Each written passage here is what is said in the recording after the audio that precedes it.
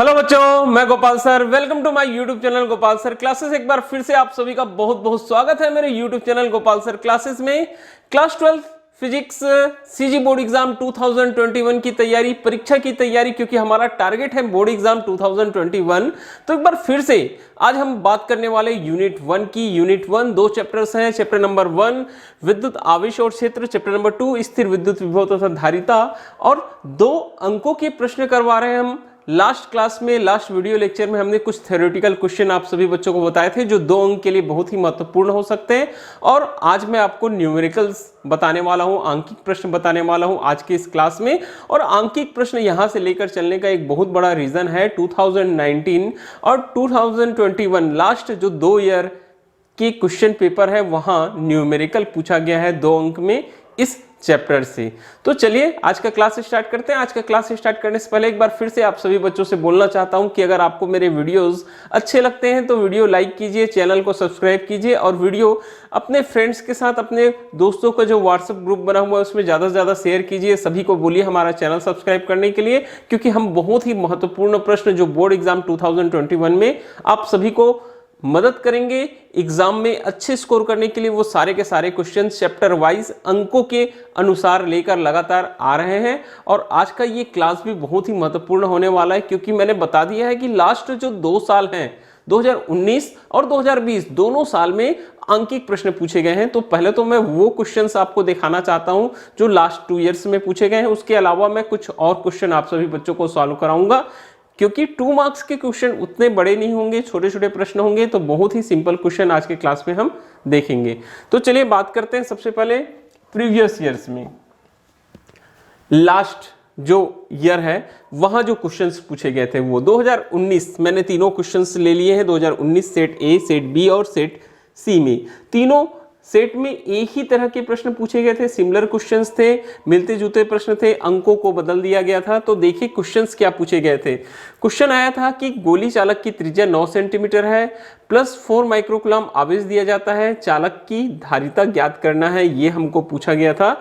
तो देखो कैसे सॉल्यूशन करना है। यहाँ एक वैल्यू भी दिया हुआ है 1/4πε0 9 × 10⁹ newton metre square coulomb inverse square. तो सबसे पहले गोली चालक की त्रिज्या दी गई है हमको 9 सेंटीमीटर। गोली चालक की त्रिज्या कितनी दे दी गई है, यहाँ 9 सेंटीमीटर दी गई है। तो इस सेंटीमीटर को मीटर में चेंज करेंगे तो 9 × 10⁻² मीटर हो जाएगा। ठीक है।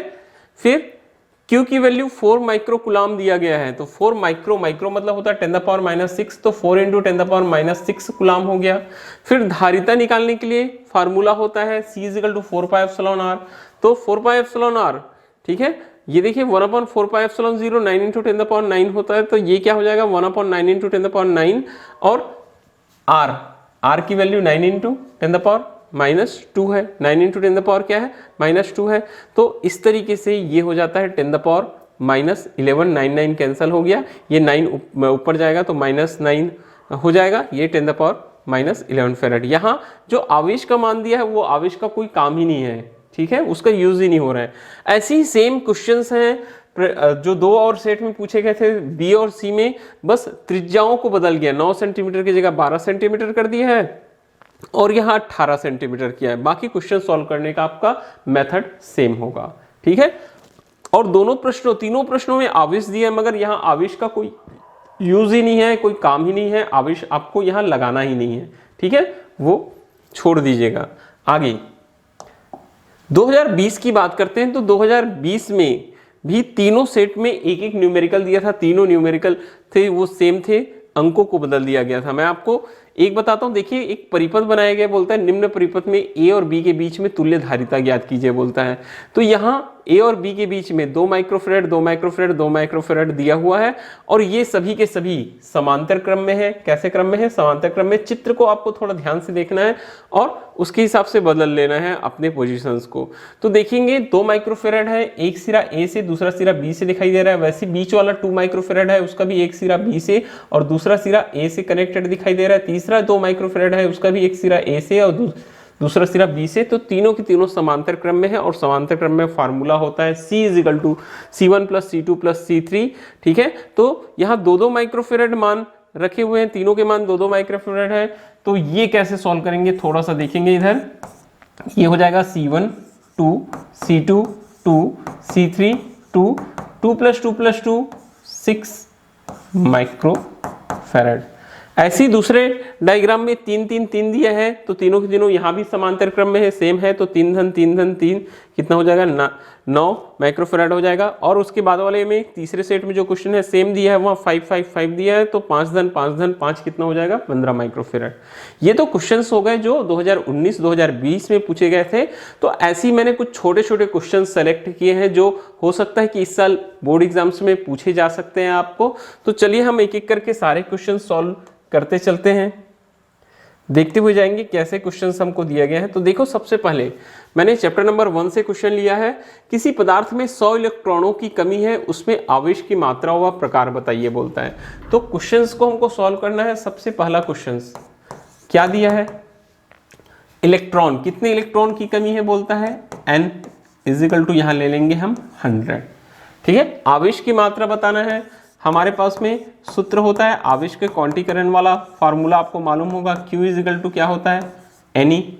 ठीक है, जहां E = आपको रखना है 1.6 × 10 -19 कूलाम। ये वैल्यू आपको हमेशा याद रखना है। तो Q की वैल्यू कितनी हो जाएगी, देखिए Q = n की जगह आ जाएगा बेटा 100 × 1.6 × 10 तो ये Q का मान हो जाएगा 1.6, 100 को 10⁻² बोल सकते हैं, ये हो जाएगा 10⁻⁻17। आवेश है तो कूलाम हो जाएगा, आवेश है तो क्या हो जाएगा हमारे पास में कूलाम।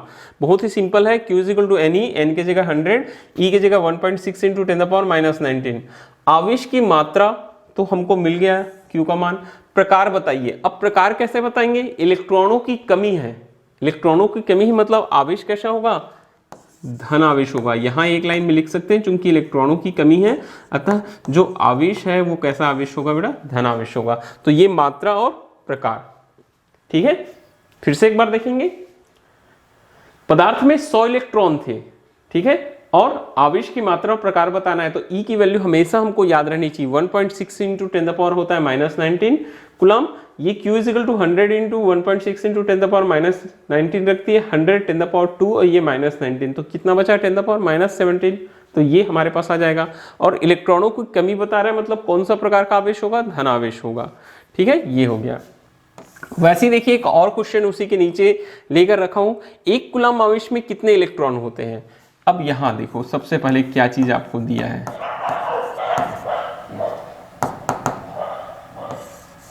Q = 1 coulomb. 1 कूलाम आवेश में इलेक्ट्रॉनों की संख्या बताना है। तो फिर से हमारे पास में मेरा सूत्र Q = Ne से n = Q/E आ जाएगा। क्या आ जाएगा, Q/E आ जाएगा। तो n की वैल्यू हमको फाइंड करनी है, Q का मान हो जाएगा बेटा 1 और E की वैल्यू मैंने बताया 1.6 × 10⁻⁻19। ये हो जाएगा कुछ इस तरीके से। अब पॉइंट को हटाएंगे तो यहाँ 10 हो जाएगा, 10/16, ये हो जाएगा 10/16 और 19 को ऊपर ले चलते हैं। ठीक है, तो ये माइनस का क्या हो जाएगा, प्लस हो जाएगा, और इसको मैं 18 लिखकर इधर 1 0 बढ़ा सकता हूँ, तो ये हो जाएगा 100 हो जाएगा। क्या हो जाएगा 100।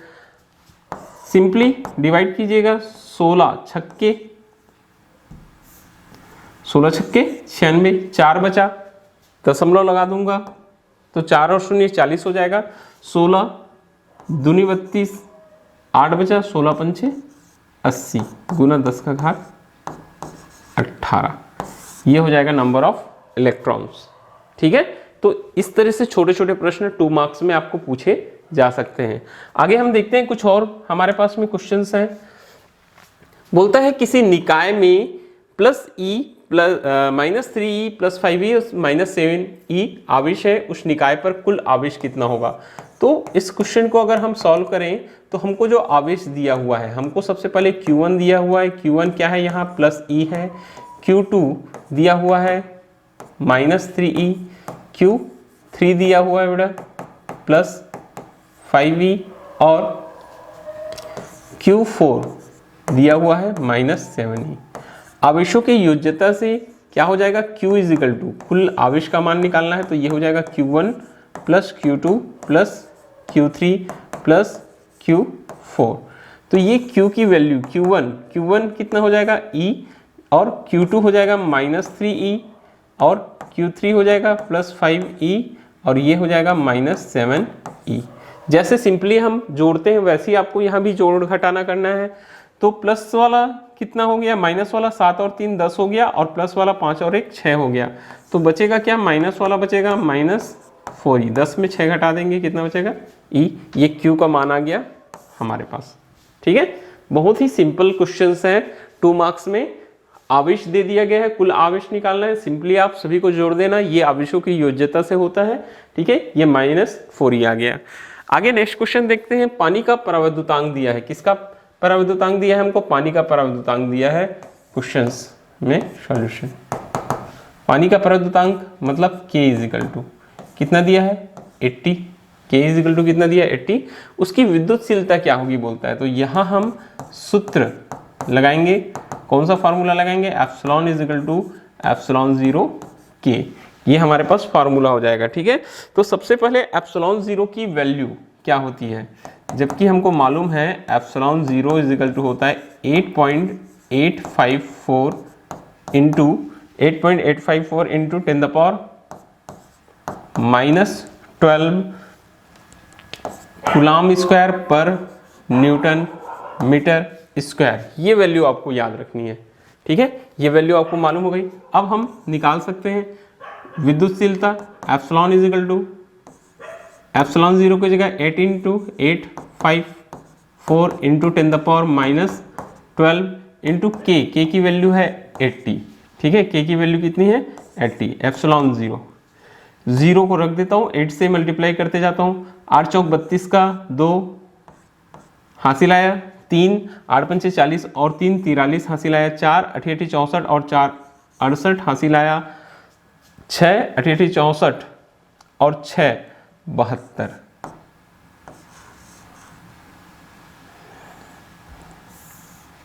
फिर से एक बार 0 रख दिए हम, 8 चौक 32 का 2 हासिल आया, 3 8 पंचे 40 40 और 3 43 हासिल आया, 4 8 8 64 4 68 का 8 हासिल आया, 6 8 8 64 और 6 70। ये कितने अंकों के बाद दशमलव है, 3 अंकों के बाद दशमलव है, तो ये हो जाएगा 10⁻⁻12। ठीक है, मगर हमको दशमलव के रूप में लिखना है। ठीक है, 10 के घात के रूप में लिखना है, तो हमको 2 कम करने पड़ेंगे। तो ये 2 अंक इधर बाएं ओर लाना पड़ेगा, तो इसको हम लिखेंगे 7.08 इंटू हो जाएगा हमारे पास 10⁻−10। 10 कितना हो जाएगा -10। और ये फिर से एक बार आप मात्रक लगा देना, कूलाम स्क्वायर पर न्यूटन मीटर स्क्वायर। तो ये बहुत ही सिंपल क्वेश्चन है जो आप आसानी से सॉल्व कर सकते हैं। यहाँ आपको कुछ वैल्यूज जैसे एप्सिलॉन 0 है, ठीक है, ये होती है वायु या निर्वात की विद्युतशीलता, ये सब आपको याद रखना जरूरी होगा। ठीक है, और प्रवृत्तांक ये था, हमने एप्सिलॉन की वैल्यू निकाल लिया। आगे बढ़ेंगे हम। अब इसके बाद देखिए फिर से एक और बहुत ही महत्वपूर्ण क्वेश्चन, 6 माइक्रोकूलम आवेश से 3 मीटर की दूरी पर विद्युत क्षेत्र की तीव्रता ज्ञात कीजिए बोलता है। तो हमको आवेश दिया है Q = 6 माइक्रोकूलम। तो 6 माइक्रोकूलम को हम लिखेंगे 6 × 10⁻⁻6 कूलम। ठीक है, और दूरी दिया है R = 3 मीटर। R = 3 metre. विद्युत क्षेत्र की तीव्रता, ठीक है, सूत्र याद रखिएगा, विद्युत क्षेत्र की तीव्रता के लिए हमारे पास में सूत्र होता है = 1/4 पाई एप्सिलॉन 0 Q/R का स्क्वायर। Q/ क्या होता है, R का स्क्वायर। तो ये E = 1/4 पाई एप्सिलॉन 0 होता है 9 × 10⁻9, और ये Q का मान हो जाएगा 6 × 10⁻6 और R का स्क्वायर मतलब 3 का स्क्वायर। ठीक है, 3 का स्क्वायर, 3 का स्क्वायर मतलब 9, 9 9 क्या हो गया, कैंसल। E = 10 का घात 9, 10 का घात ऋण 6, 3 बचेगा, ये हो गया 6 × 10 का घात 3। ठीक है, 6 गुना क्या हो जाएगा 10 का घात 3 और मात्रक लगा सकते हैं न्यूटन पर कूलम। इस तरीके से बहुत सिंपल क्वेश्चंस है। बात समझ में आई? एक बार फिर से देख लेना। आवेश दिया था 6 माइक्रोकूलम, तो 6 माइक्रोकूलम, माइक्रो मतलब होता है 10⁻⁻⁶ और r का मान 3 मीटर दिया है। E = 1/4πε0 Q/r², फार्मूला लगा दिए हमने, ठीक है। तो ये 9 × 10⁹, 3 का स्क्वायर 9 हो गया, तो ये कैंसिल हो गया, 6 बचा, 6 × 10⁻3, 9 में 6 घटा दिए, 10⁻9 है और 10⁻6 है, तो 10⁻3 बचा, ठीक है। आगे बढ़ेंगे। 100 माइक्रोकूलम आवेश से बोलता है 10 सेंटीमीटर की दूरी पर। फिर से एक बार दिया है हमको क्वेश्चन, Q का मान क्या दिया है, 100 माइक्रोकूलम, तो 100 माइक्रोकूलम 100 इंटू लिखेंगे हम 10⁻⁻6 कूलम, R का मान 10 सेंटीमीटर। अब हमेशा याद रखना, जब भी वैल्यू आपको सेंटीमीटर में दी जाती है तो हम क्या करते हैं, वैल्यू हमको यहाँ सेंटीमीटर में दी है, हम उसको किस में चेंज करेंगे, हम मीटर में चेंज करेंगे। तो मीटर में चेंज करेंगे सेंटीमीटर को, तो 10 इंटू हो जाएगा 10⁻⁻2 मीटर, ये हो गया। विद्युत विभव, फिर से हम फार्मूला लगाएंगे, सूत्र लगाएंगे विद्युत विभव के लिए, V = 1/4πε0 Q/r, ये हमारे पास विद्युत विभव के लिए फार्मूला हो जाएगा। तो V = 1/4πε0, एक बार फिर से 9 × 10⁹, Q की वैल्यू 100 × 10⁻⁻6 और R 10 × 10⁻2, ये। अब इतने को आपको कैलकुलेट करना है, तो देखो सबसे पहले V = 10 का पावर ही है सारा का सारा, तो नीचे 10⁻1, 10⁻2, ऋण 1 बचेगा, ठीक है। ऊपर लेकर चलूंगा ऋण 1 को, तो +1 हो जाएगा, 9 और 1 10, 9 और 1 10 हो जाएगा, 10 2 12, 12 में 6 घटाएंगे, कितना बचेगा, 6 बचेगा, तो 9 × 10⁻6 धन 6, ठीक है। 10 का पावर देखिए, ये -2 और +1 -1 हो जाएगा, -1 ऊपर ले जाऊंगा, +1 हो जाएगा, 9 और 1 10 और ये 2 है, तो 10 2 12, 12 में 6 घटा दिए, कितना बचा हमारे पास 6, तो 9 × 10⁻6 और मात्रक होता है वोल्ट। मात्रक क्या होता है बेटा, वोल्ट, ठीक है। आगे बढ़ते हैं। फिर से ये कुछ और बहुत ही महत्वपूर्ण प्रश्न है हमारे पास, सॉल्यूशन करना है हमको। एक गोली चालक की त्रिज्या R = 10,000 किलोमीटर दिया है, ठीक है। तो 10,000 किलोमीटर है, तो 10,000 किलोमीटर को मीटर में चेंज करने के लिए 10⁻3 मीटर, मतलब 3 और ये 1 2 3 4, कितना हो गया, 4 और 3 7, हम इसको लिख लेते हैं 10⁻7 मीटर। विद्युत धारिता ज्ञात कीजिए बोलता है, तो ये सूत्र लगाएंगे गोली चालक के लिए, C = 4πε0, जबकि हमको मालूम है 1/4πε0 होता है 9 × 10⁹, इसलिए हम 4πε0 के जगह में लिख सकते हैं 1/9 × 10⁹, ठीक है। इसलिए C = सबसे पहले हम 4πε0 की जगह 9 × 10⁻, क्या लगा देते हैं 9, R की वैल्यू 10⁻7, कितना हो जाएगा 10⁻7, ठीक है। अब यहां से देखेंगे आप, 9 को ऊपर ले जाते हैं, -9 हो जाएगा, कितना बचेगा, C = और 1/9 और ये 10⁻2 बचेगा, तो हम भाग देते हैं यहाँ C से, तो क्या हो जाएगा, ये दशमलव लगाएंगे, एक बार चला जाएगा, 9 1 कम 9, फिर से 1 बचा हमारे पास में, 10 हो जाएगा, 9 1 कम 9, ठीक है। मतलब ये 0.111 ये रिपीट होते जाएगा, 0.111 सब क्या होते जाएगा, रिपीट होते हुए जाएगा। तो यहाँ हमारे पास में जो आंसर आएगा वो कुछ इस तरह से आएगा, इंटू 10⁻2 इंटू 10⁻2, एक अंक के बाद क्या करना रहता है, दशमलव लगाना पड़ता है। तो 10 का हम गुना करेंगे, 10 का भाग करेंगे, तो गुना वाला इसको क्या बना देगा बेटा, 1, तो ये 1.11 और भाग वाला क्या कर देगा इसको 10⁻2 -3 कर देगा। ये हमारे पास में आंसर आ जाएगा। ठीक है, ये कैलकुलेशन पार्ट बहुत ही आराम से कीजिएगा। c = 4πε0 है, 1/4πε0, 9 × 10⁹ है, 4πε0 = 1/9 × 10⁹ आ जाएगा। ठीक है, तो ये 10⁷, 9 को ऊपर ले गए, 10⁻², 1/9 भाग दे के देखिएगा आप, एक को भाग देना है, किससे भाग देना है, 9 से। इधर मैं दिखा देता हूँ आपको, एक को भाग देंगे, अगर हम 9 से भाग नहीं जाएगा, दशमलव लगाएंगे 0 हो जाएगा। ये एक बार में जाएगा, 9 × 9, 9 फिर गया, 1 बच गया। ठीक है, फिर 1 बच गया, दशमलव लगा हुआ है तो 0 लगा सकते हैं, 9 × 9, ये फिर 1 बच गया, तो 0.1111 रिपीट होते जाएगा, 0.1111 रिपीट होते जाएगा, 10⁻²।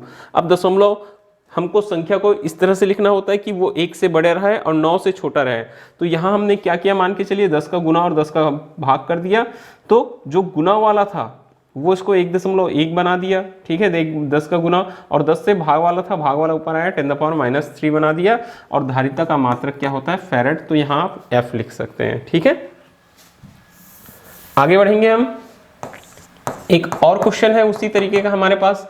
यहाँ 6400 किलोमीटर त्रिज्या वाली पृथ्वी की विद्युत धारिता माइक्रोफेराड में ज्ञात कीजिए बोलता है। R = दिया है 6400। ठीक है, स्मॉल r भी ले सकते हैं, कैपिटल R भी, किलोमीटर। मैंने आपको बताया है, हमेशा ध्यान रखना 6400 किलोमीटर मतलब 10 का घात 3, या हम इसको लिखेंगे बेटा 64 गुना 10 का घात 5, ये मीटर में है, 3 और 2 5, ये लिख लिया मैंने। अब सूत्र होता है C = 4πε0 R।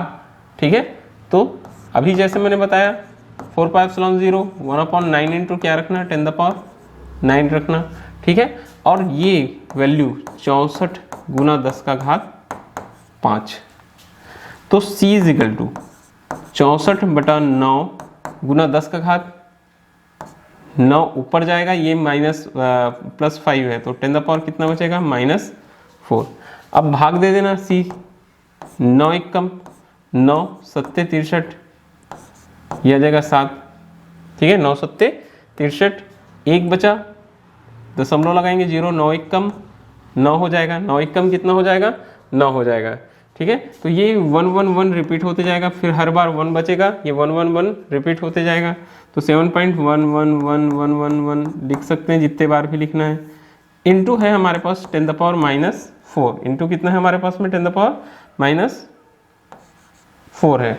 ठीक है, अब देखो थोड़ा सा आंसर को आपको लिखना है अच्छे से, तो आप इतना भी लिख सकते हैं 10⁻⁴, मगर यहाँ आंसर में एक चीज बोलता है माइक्रोफेराड में ज्ञात करो बोलता है। किस में ज्ञात करो बोलता है, माइक्रोफेराड में। तो माइक्रोफेराड में मतलब -6 लगाना पड़ेगा, तो -6 लगाएंगे तो ये 2.2 अंक किधर चले जाएगा, दाईं ओर चला जाएगा, ये हो जाएगा 711.11 गुना 10⁻�6 मीटर।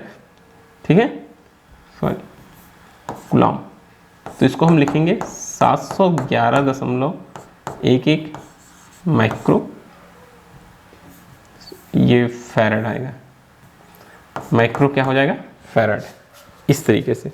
ठीक है, ये आप लिख सकते हैं, ये माइक्रो फैराड आ जाएगा, क्योंकि आंसर को हमको किस में बोलता है, माइक्रो फैराड में ज्ञात कीजिए बोलता है, तो ये हमारा आंसर हो जाएगा। ओके बच्चों, आगे बढ़ते हैं फिर से। अब एक क्वेश्चन फिर से वैसे दिया है, थोड़ा सा चीज बदल दिया है। यहाँ C = हमको दे दिया है 1 फैराड। गोली चालक की धारिता निकालना है, तो फार्मूला एक बार फिर से देख लीजिए, C = 4πε0 R। तो यहाँ से हमको R की वैल्यू निकालनी है, किसकी वैल्यू निकालनी है, हमको R की वैल्यू निकालनी है। तो R = फार्मूला हो जाएगा C/4πε0। ठीक है, तो C का मान, C का मान है 1 और 4πε0 जो है वो हो जाता है 9 × 10⁹, 9 × 10⁹, तो ये हो जाएगा R = 9 × 10⁹ मीटर। ठीक है, ये 1/4πε0 होता है, 9 × 10⁹, तो ये हो जाएगा 9 × 10⁹ मीटर। नेक्स्ट क्वेश्चन, अगला क्वेश्चन देखिए कैसे हम सॉल्व करते हैं इसको।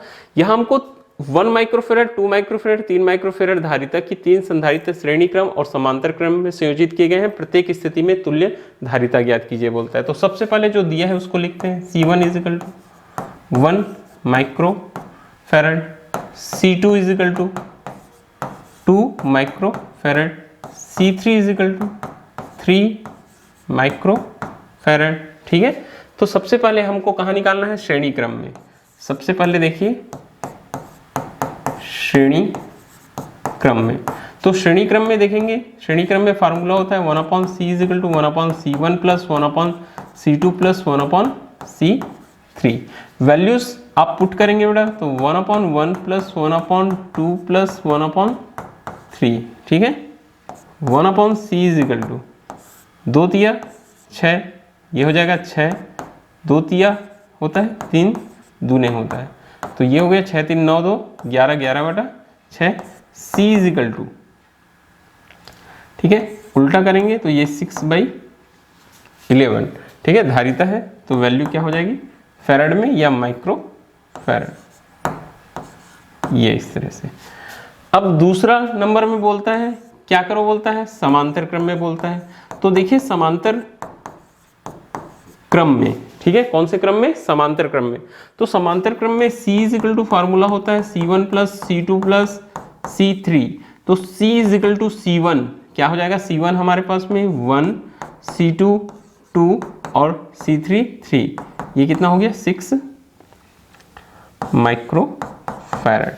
6 क्या हो जाएगा यहाँ हमारे पास? माइक्रोफैरड। तो सिंपली फार्मूला आपको मालूम रहना चाहिए कि श्रेणी क्रम में कैसे निकालते हैं, समांतर क्रम में कैसे निकालते हैं।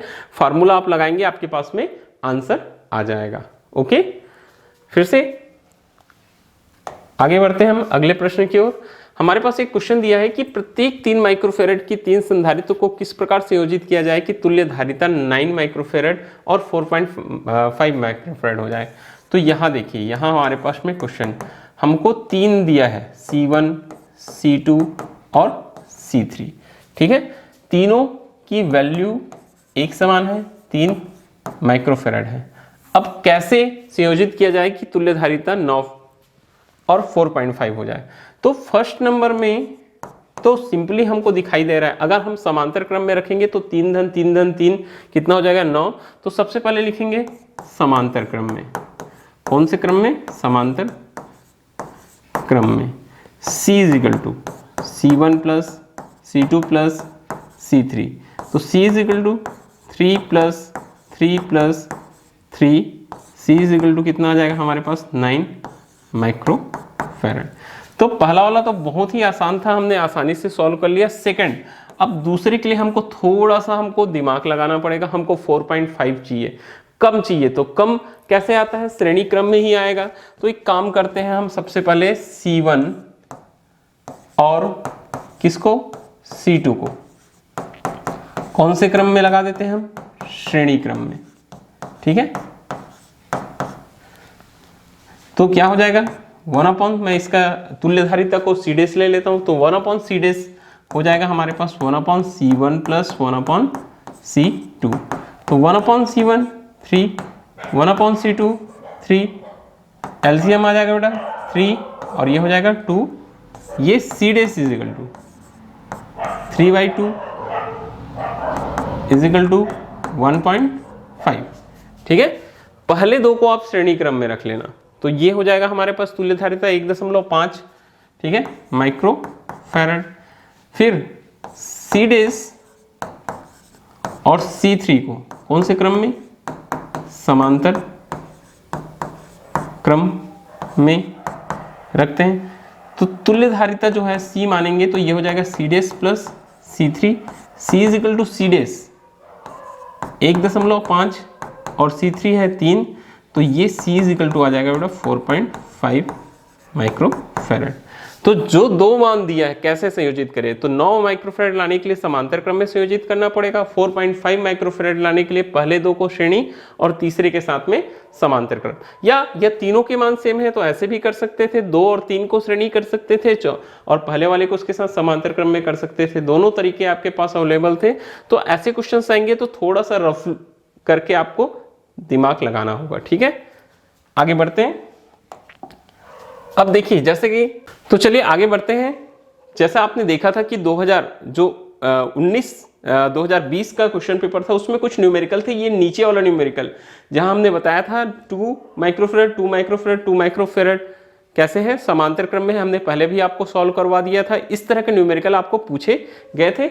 इसके अलावा मैंने कुछ और क्वेश्चन भी लेके रखा है, फर्स्ट और सेकंड। चलिए देखते हैं कैसे हम इसको सॉल्व करते हैं, ठीक है। ये भी बता दूंगा थर्ड नंबर को। तो यहाँ देखिए हमारे पास में डायग्राम दिया हुआ है, ठीक है। डायग्राम में दिया है ए पॉइंट निकला हुआ है, ए और बी के बीच तुल्यधारिता निकालना है। यहाँ 2 माइक्रोफेरेड है, फिर बीच में 2 माइक्रोफेरेड 2 माइक्रोफेरेड है, फिर 2 माइक्रोफेरेड है। तो जब क्वेश्चन को हम सॉल्व करेंगे, इस प्रश्न को हम सॉल्यूशन करेंगे, तो सबसे पहले 2 माइक्रोफेरेड जो बीच में है वो कैसे है, समांतर क्रम में है। तो यहाँ चलिए एक काम करता हूँ, मैं सभी को नाम दे देता हूँ। पहले तो इसको मैं नाम दे देता हूँ C1, इसको नाम दे देता हूँ C2, इसको नाम दे देता हूँ मैं C3 और इसको नाम दे देता हूँ मैं C4, ठीक है। तो C2 और C3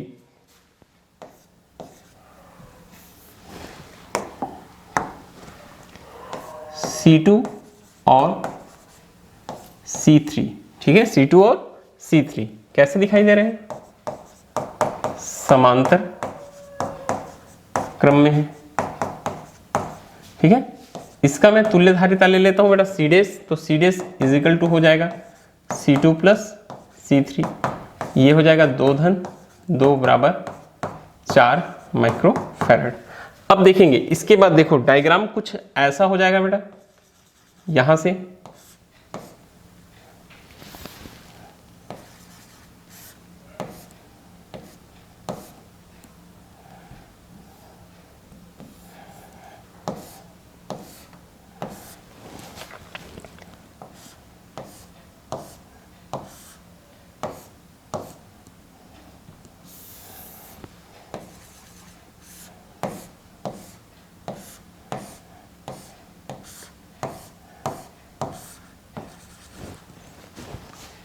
ये हो जाएगा A, ये हो जाएगा B।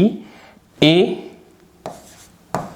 2 माइक्रोफेरेड हो जाएगा, और ये जो निकला ये हमारे पास कितना निकला है, ये 4 माइक्रोफेरेड निकला है, और ये हो जाएगा फिर से 2 माइक्रोफेरेड। ये क्या चीज़ था, ये C1 है, ये C डैश आ गया, और ये आ गया C4, ठीक है। कुछ इस तरह से हो गया। अब ये तीनों के तीनों कैसे दिखाई दे रहे हैं, श्रेणी क्रम में दिखाई दे रहे हैं हमारे पास में। तो हम श्रेणी क्रम में देखेंगे, अगर तुल्य को हम C ले लेते हैं तो ये हो जाएगा 1/C1 plus 1/C dash plus 1/C4। 1 क्या हो जाएगा बेटा, C4, ठीक है। सारी की सारी वैल्यू हम पुट कर देते हैं, 1/2 धन 1/4 धन 1/2। तो 1/C is equal to LCM आ जाएगा 4, ठीक है। तो 2 दूनी 4, 4 एकम के लिए 1, 2 दूनी 4, तो 2 धन 4 और 1 कितना हो जाएगा 5, 5/4। और C की वैल्यू यहां से, C की जो वैल्यू है वो हो जाएगा 4/5। कितना हो जाएगा C की वैल्यू हमारे पास में, 4/5 हो जाएगा। तो हम 4/5 या फिर हम लिख सकते हैं 0.8 माइक्रोफेरेड, कुछ इस तरीके से। ये जो हमारा फर्स्ट डायग्राम है। वैसे ही आप जो सेकंड नंबर का डायग्राम है उसको भी सॉल्व कर सकते हैं, ठीक है। सेकंड नंबर का डायग्राम मैं एक बार फिर से नेक्स्ट पेज में आपको बना के दिखाता हूँ कैसे बना हुआ है। ये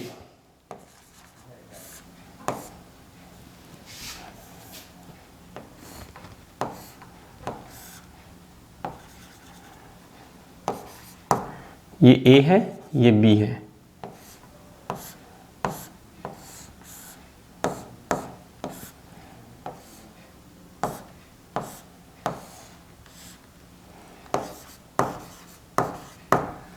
ये 2 माइक्रोफेरेड, ये 2 माइक्रोफेरेड, ये 2 माइक्रोफेरेड और ये 2 माइक्रोफेरेड। सभी को अगर हम नाम दें, अगर इसको मैं C1 नाम दे देता हूँ, इसे मैं C2 बोलता हूँ, ये जो है C3 और ये है C4, ठीक है। ये सभी को हमने नाम दे दिया C1 C2 C3। तो A और B के बीच निकालना है। तो A से अगर देखेंगे तो C2 C3 और C4 कैसे हैं, श्रेणी क्रम में है। तो हम सबसे पहले लिखेंगे बेटा कि C2 C3 और C4 कैसे क्रम में है? ये सभी के सभी श्रेणी क्रम में है। अतः इनका हम तुल्य हम क्या लिख लेंगे? 1/c। क्या लिख लेंगे? 1/c। ये हो जाएगा हमारे पास में 1/2 धन 1/2 धन 1/2। एलसीएम आ जाएगा 2 और ऊपर आ जाएगा बेटा 3 और c dash is equal to हो जाएगा हमारे पास में 2/3। कितना हो जाएगा? 2/3 माइक्रो फैराड। अब देखो डायग्राम, यही डायग्राम अब कुछ इस तरीके से हमको दिखाई देगा।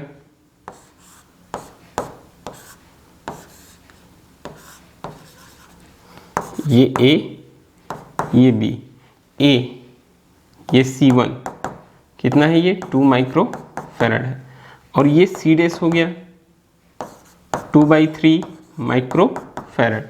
तो अब C1 और ठीक है कौन? C डेस कैसे क्रम में है? समांतर क्रम में है। अतः यहां मैं तुल्य लूंगा C is equal to C1 plus C dash. तो C is equal to C1, C1 क्या है हमारे पास में?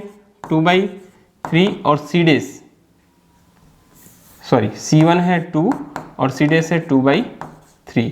तो 2/3 एलसीएम आ जाएगा बेटा 3 3 दूनी 6 धन 2 8/3 या फिर हम इसको लिखेंगे 3 दूनी 6 ठीक है और 3 छक्के 18। तो ये रिपीट हो जाएगा 2.666। C इज इक्वल टू हम रख सकते हैं 2.67 माइक्रो फैराड।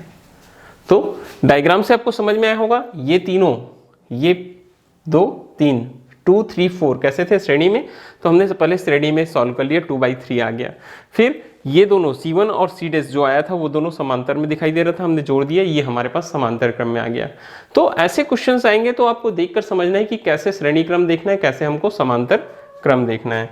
ठीक है, एक लास्ट क्वेश्चन जो था वो एक बार फिर से मैं आपको बताना चाहता हूँ, ध्यान से देखेंगे। ये वही है जो 2019 में पूछा जा चुका है प्रश्न।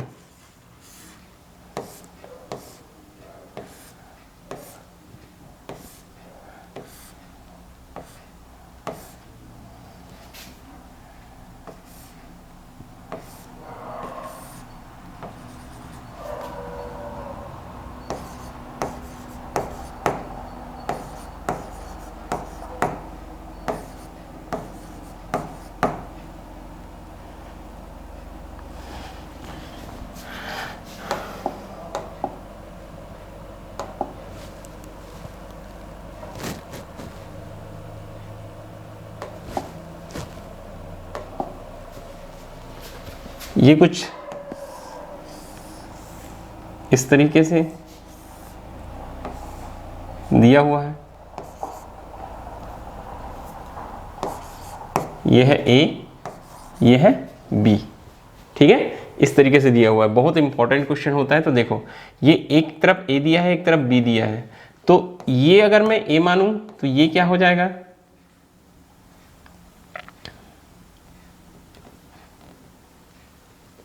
ये A है, ठीक है, ये A है। तो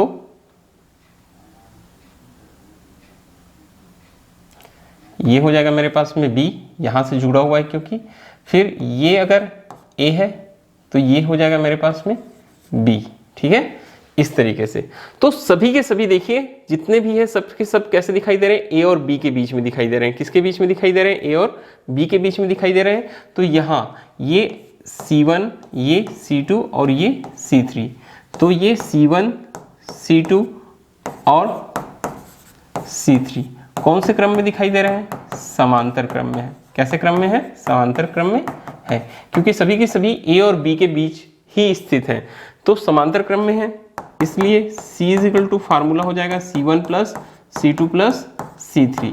C1 2, C2 2, C3 2, तो 2 धन 2 धन 2 6। Finally C is equal to हो जाएगा 6 माइक्रो फैराड। तो ये कुछ इंपॉर्टेंट क्वेश्चंस हैं जो बोर्ड एग्जाम्स में पूछे जा सकते हैं। ठीक है, मैंने बहुत आराम से बताया, थोड़ा सा क्या है, मेरा भी स्वास्थ्य अच्छा नहीं है, आवाज़ उतनी अच्छी से निकल नहीं पा रही है जितना तेज बोलना चाहिए मुझे। ठीक है बच्चों, तो ये कुछ इंपॉर्टेंट क्वेश्चंस थे जो बहुत ही महत्वपूर्ण होंगे बोर्ड एग्जाम 2021 के लिए। सारे क्वेश्चन आप प्रैक्टिस कीजिए, अगर कहीं कुछ और दिक्कत होती है तो आप कमेंट बॉक्स में बता सकते हैं। अब इसके बाद हम आगे बढ़ेंगे चैप्टर नंबर 3 विद्युत धारा की ओर, और नेक्स्ट वीडियो जो लेक्चर रहेगा वो चैप्टर नंबर 3 की विद्युत धारा पर रहेगा। 2 मार्क्स का क्वेश्चन हम देखेंगे। ओके, तो आज के लिए इतना ही। Thank you.